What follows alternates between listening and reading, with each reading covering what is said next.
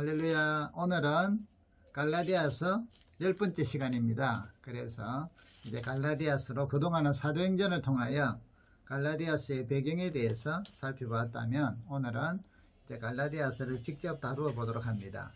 자, 갈라디아서는 특별히 이제 그 사도행전 15장에 보면 유대로부터 온 어떤 사람들이 안디옥 교회에 와서 형제들에게, 그러니까 이제 이방인들 구원받은 사람들에게 너희가 모세의 법대로 할례를 받지 아니하면 능히 구원을 받지 못하리라. 그래서 구원을 받으려면 예수와 믿고 세례도 받고 할례도 행하고 모세의 법대로 지키고, 이거는 유대인들이 해오던 생활이에요. 유대인들이 그리 해오다가 예수를 메시아로 믿고, 그러면 이제 이방인들 같은 경우도 그리 안 하면 구원을 못 받는다. 왜? 하나님께서 아브라함을 통하여 약속하셨고 모세를 통하여 법을 주셨으니 그걸 지켜야 된다 하는 것이 유대인들의 입장이었어요. 그래서 이제 유대인들 중에 특별히 이제 그 바리새인 출신이라든지 또 제사장 출신이라든지 이런 사람들은 이런 데 철저하니까, 자, 초창기에는 유대인들 중에서 많은 사람들이 예루살렘에서 예수를 메시아로 믿었죠. 이때만 해도 어떤 개종의 개념은 아니었어요.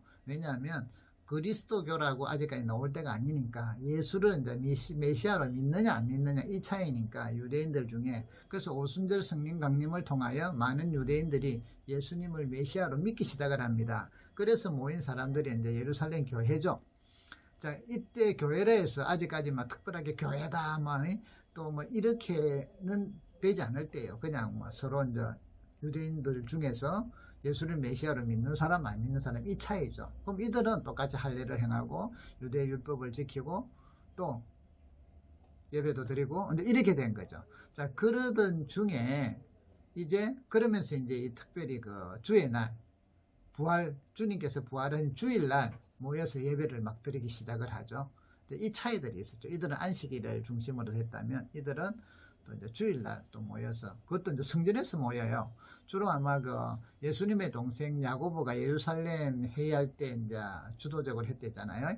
요즘 말하면 담임 목사님 일단 최고 리더인데, 이 야고보가 있는 동안에는 성도들이 성전에서 주로 예배를 드렸어요. 그리고 이제 성전의 한쪽에 모여서, 그래서 유대인들하고 이런 어떤 관계도 서로 유대인들에게 축출을 당하지는 않을 때였는데, 야고보가 죽고 나서 이제 순교를 당하죠. 그때부터 아마 이제 유대인 기독교를 믿는 예수님을 메시아로 믿는 사람들은 이제 성전에서 예배를 못 드리고 쫓겨났다고들 생각을 해요. 자, 그리고 나서 이 유대 그리스도인들이 AD 70년에 예루살렘이 멸망을 해요.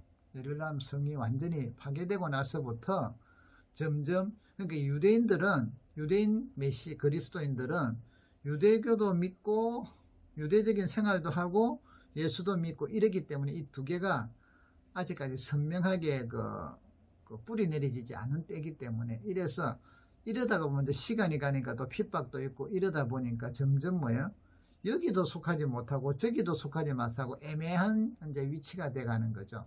그러다가 AD 70년에 예루살렘 교회가 멸망하고 나서부터는 급격히 유대인 그리스도인들이 줄어든대요. 그래서 서서히 소멸돼 버린대요. 이방인들은 불가같이 일어났고요. 바울의 전도를 통해서 자, 그러면 지금은 초창기 때니까 한 예수님이 부활하시고 나서니까 AD 한 30년 되거든요. 35, 6년 혹은 40년 아니니까, 자, 그러고 50년대, 아직 AD 70년이 오기 전이니까 유대인 그리스도인들이 예루살렘 교회를 중심으로 많았다는 거죠. 자, 그들이 초반에는 이방인들이 조금씩 돌아왔을 때 좋아했는데 이제 점점 많아지니까 이거 하나님의 백성의 성결함이 사라지기 시작을 하고 일이 된다고 두려워했겠죠. 하나님 보시기에는 그렇지 않는데, 그래서 이것도 지켜야 된다 하고 이제 할례도 행하게 하고 유대 모세율법도 지켜야 된다고 이들이 이제는 예루살렘에서 있는 게 아니라 우리가 이방인 교회에 갔어. 그래서 안디옥 교회로 사도들이 보낸 것도 아니에요. 자기들끼리 가슴에 불탄 사람들이 갔어. 그래서 예루살렘에서 왔다 하니까 사도들이 보냈는가 보다 하고 생각은 안 했겠어요. 그러면서 이들 중에 바울이 전도한 교회들마다 그 갈라디아 지역에, 남갈라디아 밑에 쪽에 1차 전도 지역을 다니면서 교회들마다 이야기를 했다는 거예요. 자, 이때 이들이 정한 게 두 가지가 있어요. 하나는 당신들이 바울이라는 분을 통해서, 바울이라는 사람을 통해서 그 예수님을 듣고 믿었는데, 여러분들 그 바울은 첫째 가짜 사도다. 사도가 아니다는 거죠. 자, 왜냐하면 그 당시에 사도에 대한 가룟 유다가 죽고 나서 이제 세우기도 하잖아요. 새로 세울 때도 보면 있어요. 예수님을 따라다니면서 예수님의 말씀을 직접 배운 사람, 최소한 사도의 조건은. 두 번째, 예수님의 부활을 경험한 사람, 본 사람. 그래서 그들이.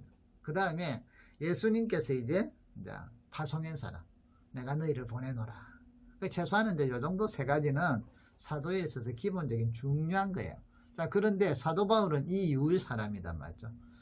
예수님 이 당시에 전혀 한 번도 들어본 적이 없어요. 나중에 예수를 믿는 사람들을 핍박한 사람인데, 자, 그러기 때문에 바울은 사도가 아니라 하고 이들이 이야기를 했죠. 왜냐하면 바울이 사도가 아니라는 말이 돼줘야만 그가 가르친 가르침이 거짓이라는 거예요. 잘못된 거 우리가 말하는 게 참이다 라고 이야기되니까. 그래서 사도성은 아주 중요한 거예요. 그래서 흔들어 버리는 거고, 사람들이 예루살렘에 왔다는 사람들 이야기를 들어보니까 또 모세율법 당연히 하나님 말씀을, 이때는 또 신약이 없을 때예요. 신약 성경이. 구약의 율법의 말씀을 들으면서 여호와를 알아가는데 많은 사람들이 막 그리 이제 휘둘렸다는 것이죠. 그래서 여기 보면 갈라디아서 1장 6, 7절에 보면 다른 복음은 없나니 다만 어떤 사람들이 너희를 교란하여 그리스도의 복음을 변하게 한다. 자, 그래서 이제 이런 일들이 막 퍼지니까 안디옥 교회에서도 논쟁이 일어서서 예루살렘 회의가 있었던 것처럼 각 지역에 이래 있으니까 바울이 이제 거기에 대해서 성령의 감동을 통하여 성도들을 순수 복음에 바로 세우려고, 십자가의 복음에 바로 세우려고 이 갈라디아서를 쓰게 되고 그것을 보내게 되는데, 여기서 갈라디아서는 다른 바울의 서신들하고 달라요. 처음부터 논쟁적이에요. 공격적이에요. 분노가 차 있어요. 그래서 처음부터 뭐냐면 사람에게서 난 것도 아니요, 사람으로 말미암은 것도 아니요, 오직 예수 그리스도와 그를 죽은 자 가운데 살린 하나님 아버지로 말미암아 사도된 나 바울은 이리치고, 바울의 사도권을 처음부터 막 다 강력하게 내세우고, 11절부터도 보래. 형제들아, 내가 너희에게 알게 하노니 내가 전한 복음은 사람의 뜻을 따라 된 것이 아니다. 자, 바울의 사도성을 강력하게 이야기한과 동시에 바울이 전한 복음이 예수 그리스도의 계시로 된 것이고 하나님의 말씀이라는 것을 강력하게 이야기해. 그래서 7절에 보면 다른 복음은 없다. 어떤 사람들이 너희를 교란하여 그리스도의 복음을 변하게 한다. 그러면 우리나 혹은 하늘로부터 온 천사라 할지라도 우리가 너에게 전한 복음, 예수 그리스도를 통한 구원, 그분의 부활, 그거 외에 다른 복음을 전하면 저주를 받을 것이다. 9절에 누구든지 너희가 받은 것 외에 다른 복음을 전하면 저주를 받을 것이다 하고 강력하게 이야기해요. 다른 복음은 무엇이냐? 자, 예수를 믿음으로 구원을 받는다, 하나님의 자녀가 된다, 그분의 은혜 가운데 임하게 된다는 요거 외에 이것도 하고 할례도 해라 요거예요. 알파가 붙는 거죠. 안식일도 지키라 요거죠. 구약의 모세의 규례를 지켜라. 사람들이 잘못 알면 그러는갑다 하고 생각하는데, 이게 이제 유대율법주의고, 오늘 사도들과 특별히 바울을 통하여 이것이 전혀, 이거는 이제 구원에다가 예수 그리스도에다가 할례가 합쳐져서 구원을 본다? 그럼 이게 희석가 되는 거죠. 이게 예수님의 십자가의 죽음이 희석가 되는 거죠. 그래서 그게 아니다 하고 강력하게 이야기하는 것입니다. 자, 그러면 우리가 이제 이 예수 그리스도를 통하여 신약과 구약의 이제 차이점을 몇 가지만 말씀을 좀 드릴게요. 그걸 우리가 기억할 필요가 있어요. 자, 신약의 구약 시대의 하나님 백성들의 거룩, 또 신약 시대의 하나님 백성들의 거룩의 개념이 그리스도의 십자가를 통하여 바뀌는 걸 이해하셔야 돼요. 예수님이 오시기 전에는 거룩은 구약 시대의 거룩이죠. 거룩은 하나님께 속한 것들을 말했어요. 하나님에게 속한 것. 그래서 세상과 구별되는 게 거룩이에요. 구별되는 것.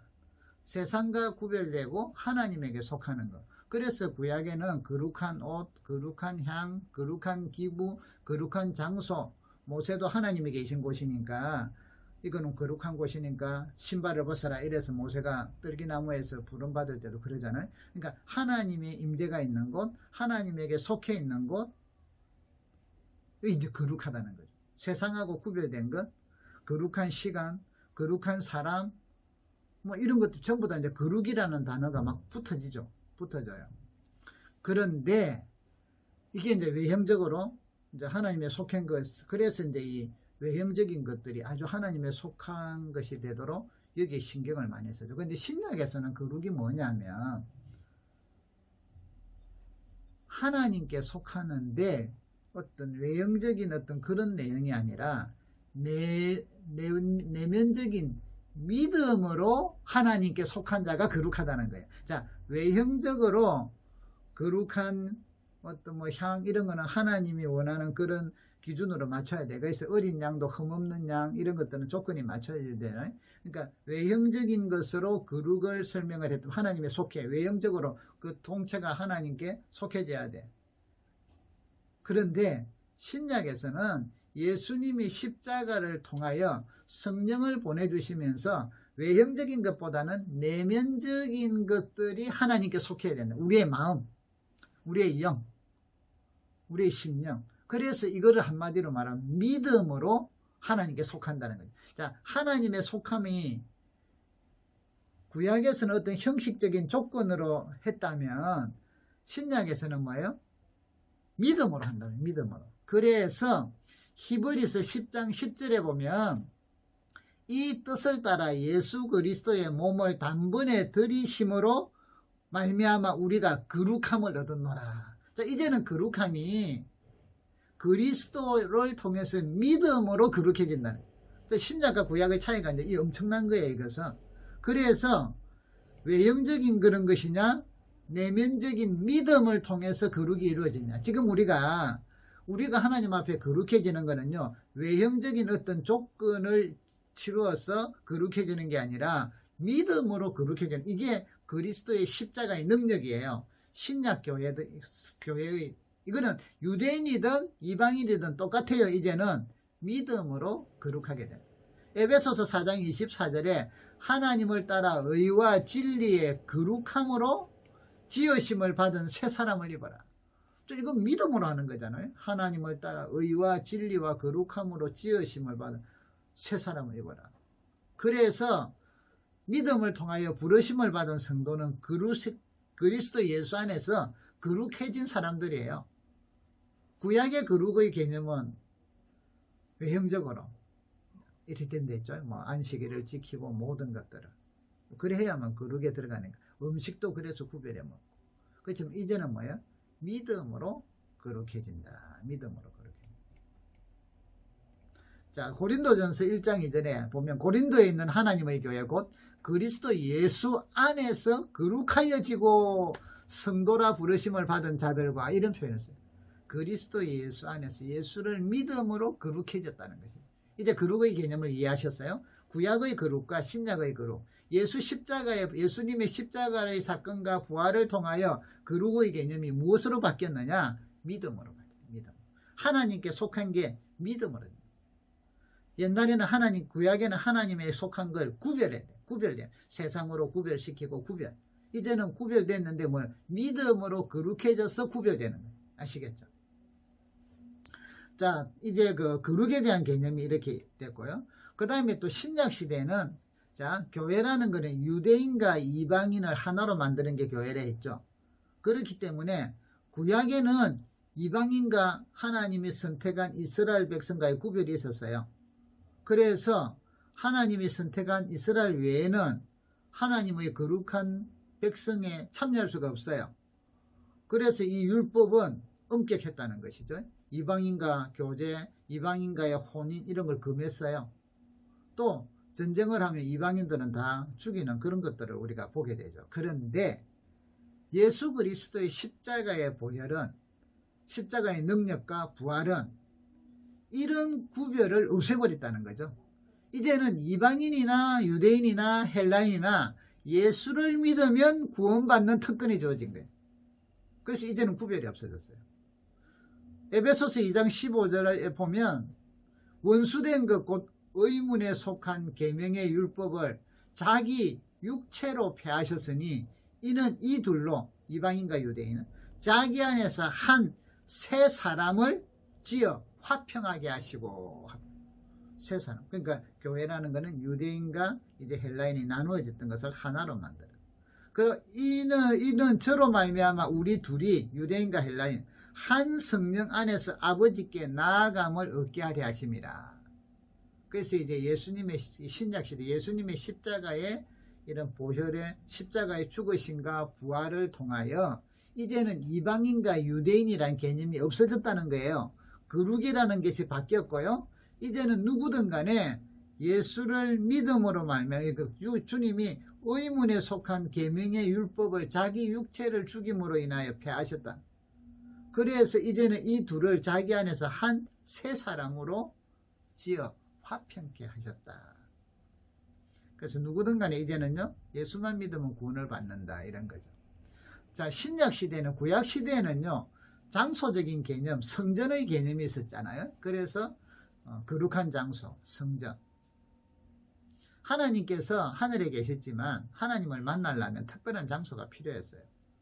그래서 뭐 시내산도 모세가 하나님을 만나고 이러면서 이제 성막 하나님이 함께 하시고 회막, 그러다가 나중에는 이제 성전, 이제 성전을 통하여 하나님께 제사를 지내고 이렇게 됐단 말이죠. 그런데 그래서 이제 제사를 지낼 때도 제사장을 통해서 제사를 지냈어요. 함부로 백성들이 바로 못 지내죠. 그런데 이제 신약 시대는 어떻게 돼요? 대제사장이 바로 예수 그리스도였죠. 실제이신 예수 그리스도가 십자가의 죽으심으로 하나님과 화평하게 만들었어요.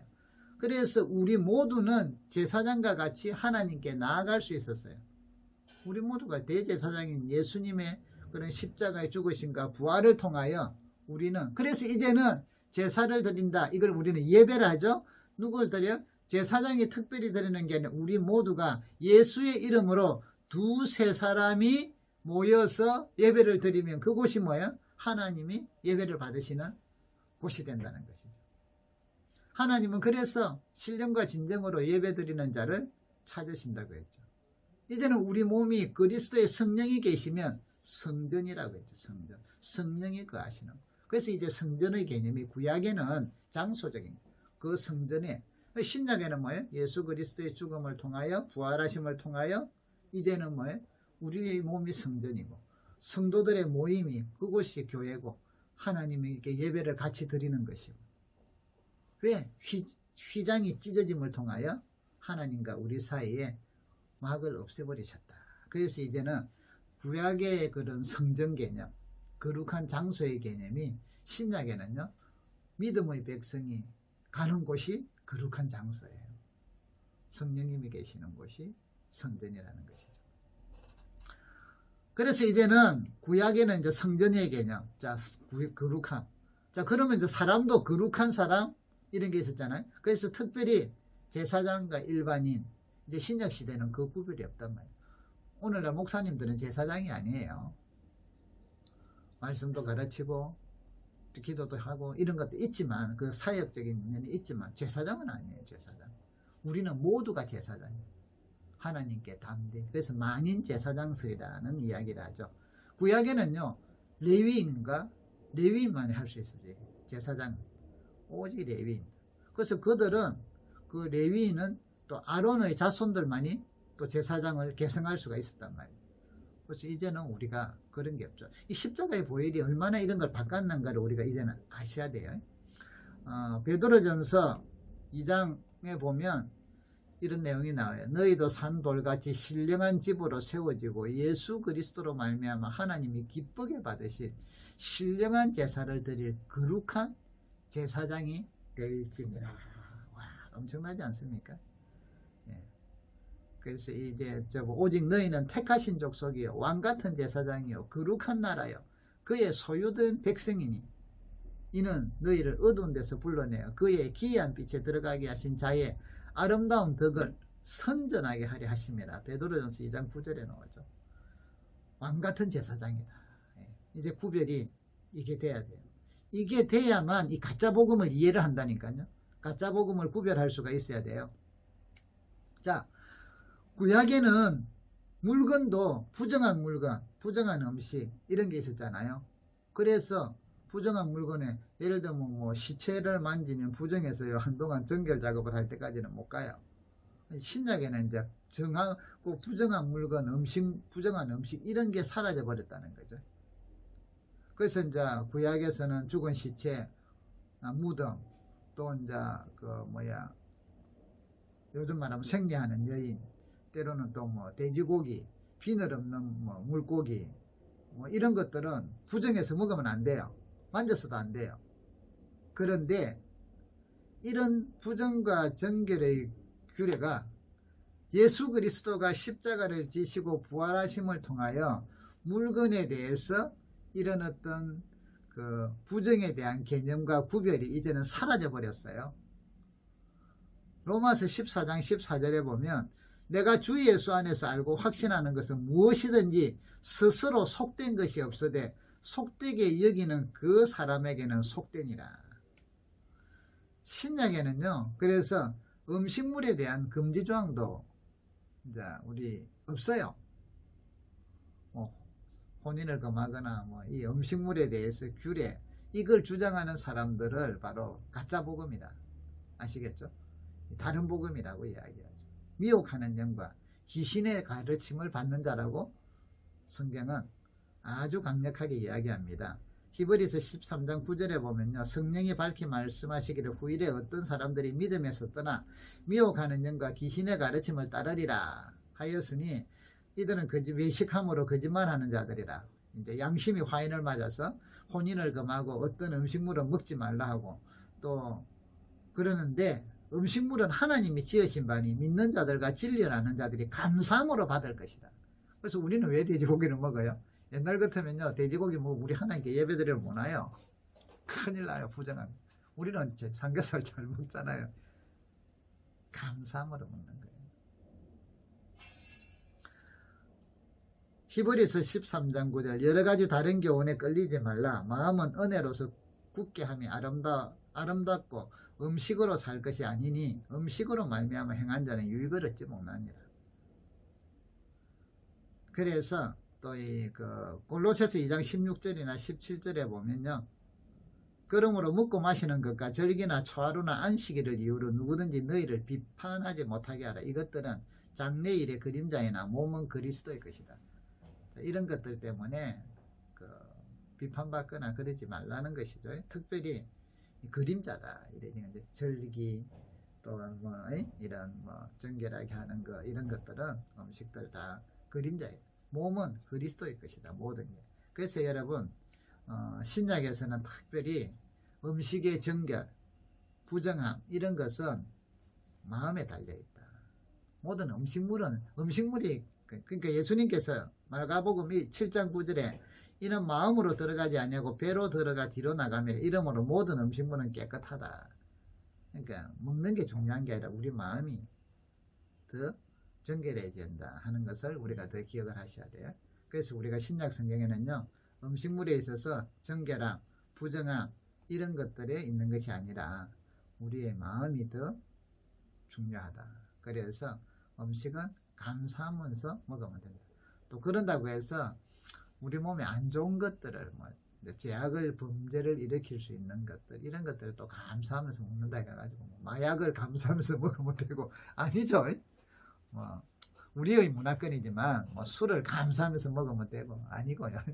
담배를 감사하면서 피우면 되고 그런 건 아니죠. 그런 거는 이제 우리가 기본적인 것들은 알잖아요. 이거는 감사하면서 먹되 죄를 짓는 게 있고 또 그렇지 않는 게 있죠.